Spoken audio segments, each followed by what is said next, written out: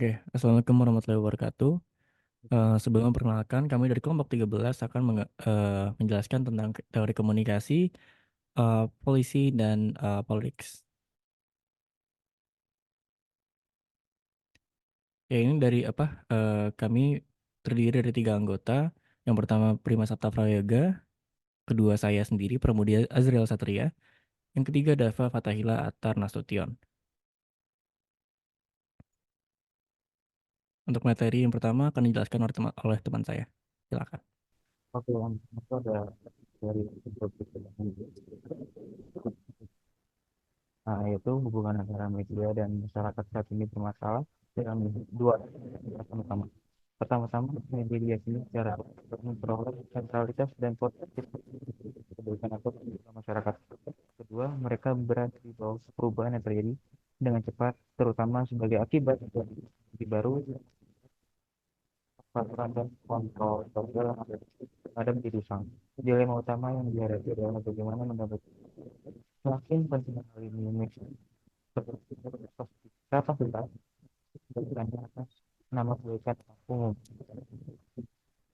Ada di sini ada dua materi yaitu contemporary issue of accountability dan concerning responsibility and accountability.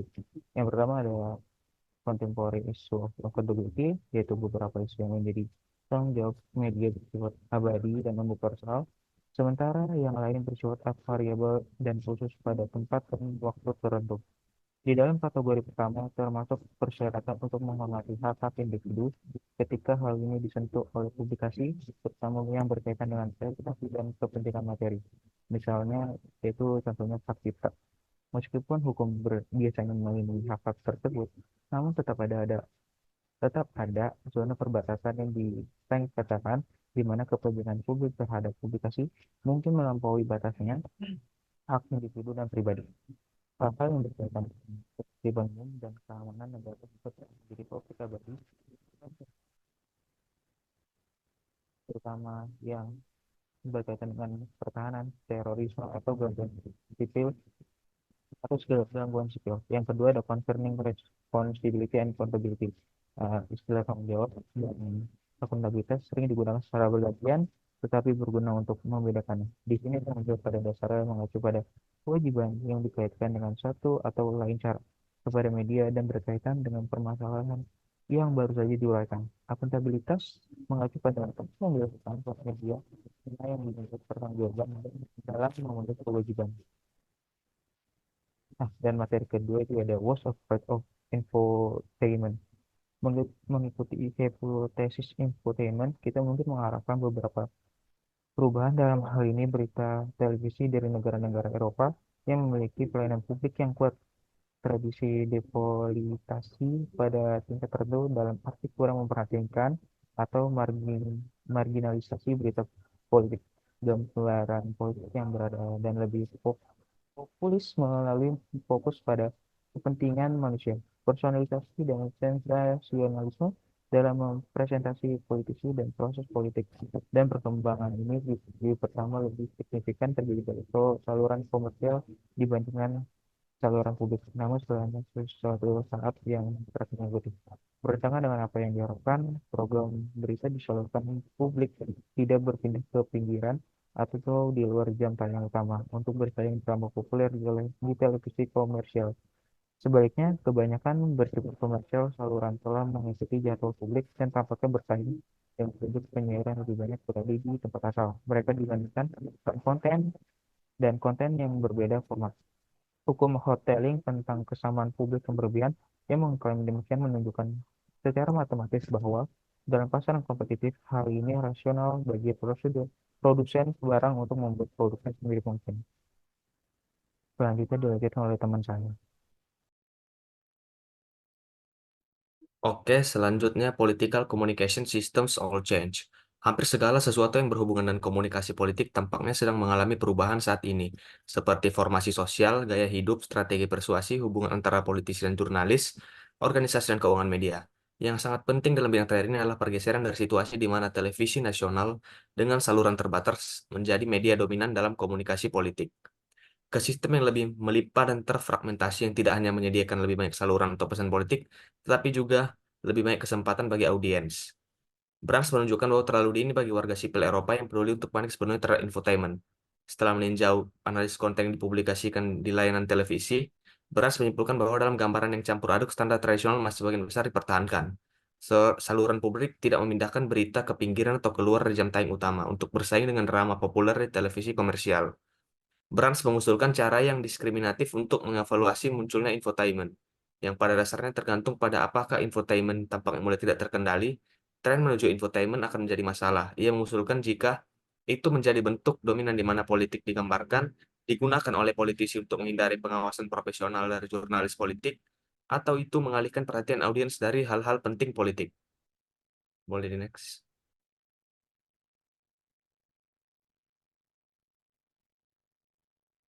Selanjutnya, Forwarders the Worm in the Public Sphere. Forwarders adalah gerakan protes yang menyerukan penarikan Israel dari wilayah yang diduduki di selatan Lebanon. Israel menginvasi selatan Lebanon pada 6 Juni 1982 untuk mengatasi masalah keamanan di perbatasan utara. Meskipun direncanakan sebagai operasi terbatas, konflik ini berkembang menjadi perang skala penuh dan berujung pada pendudukan yang bermasalah, yang telah merenggut banyak nyawa lebih dari 1.200 tentara Israel. Gerakan Formaders didirikan setelah kecelakaan tragis yang melibatkan dua helikopter militer pada 5 Februari 1997, yang menyebabkan kematian sia-sia 73 tentara dalam perjalanan menuju tugas di selatan Lebanon. Istilah Formader memiliki makna simbolis dan tradisi Yahudi, mewakili 4 ibu biblis Sarah, Leah, Rebecca, dan Rahel yang menjadi lambang keibuan bangsa secara keseluruhan. Kualitas maternal esensialis ini telah digunakan oleh beberapa teoretikus dan politisi untuk menjelaskan keterlibatan perempuan dalam gerakan protes anti-perang. Liputan media tentang Formaders dapat dilihat sebagai alat untuk mencapai tujuan gerakan tersebut, membantu memobilisasi konsensus untuk ide-ide yang diajukan oleh para aktivis dan memperkuat komitmen anggota gerakan. Gerakan ini memiliki makna untuk mencari suara warga negara dan juga pengakuan dari suara ibu. Bisa di next.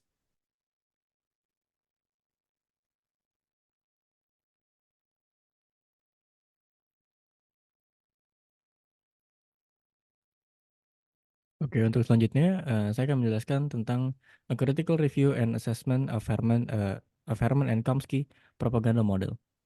Model propaganda tidak menegaskan bahwa media meniru garis tersebut.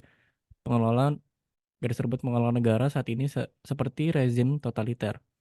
Sebaliknya, media mencerminkan konsensus para elit yang berkuasa dalam hubungan antara negara dan perusahaan secara umum, termasuk mereka yang keberatan dengan beberapa aspek kebijakan pemerintah. Biasanya di atas standar taktis. Model ini berpendapat dari landasannya bahwa media akan melindungi kepentingan pihak yang berkuasa, bukan melindungi pengelola negara dari kritiknya. Boleh di next. Oke, ini salah satu studi kasus. Ini adalah protes massal yang terjadi di berbagai kota di Indonesia karena kemarahan masyarakat terhadap upaya pada sekutu politik Presiden Jokowi untuk mengubah aturan calon dalam pemilihan regional pilkada. Mereka berusaha mengubah aturan untuk memudahkan putra Jokowi, Kaisang, untuk mencalonkan diri di Jawa Tengah. Oke, ini perspektif dari kami.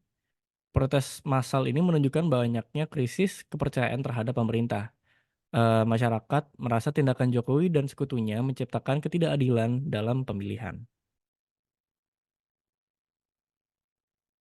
Keterkaitan kasus dengan materi ini adalah dengan peran media massa, informasi politik dan propaganda, banyak banyak propaganda berupa berita tidak benar untuk kasus ini yang disebarkan melalui media seperti ini.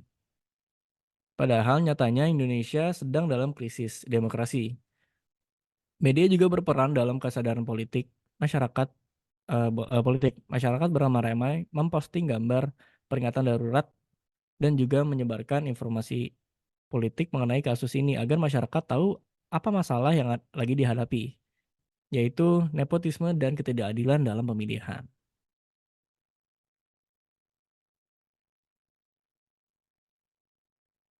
Oke, untuk kesimpulan dan saran, Komunikasi merupakan kebutuhan dan dasar manusia dalam kehidupan bermasyarakat.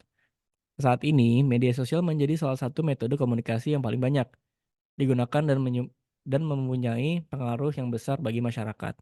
Oleh karena itu, informasi yang diterima harus disaring lagi dengan cermat agar tidak terpengaruh oleh laporan palsu atau hoaks. Karena menggunakan media sosial memerlukan tanggung jawab yang besar. Sebaiknya selektif dulu terhadap segala informasi yang kita terima, especially informasi politik,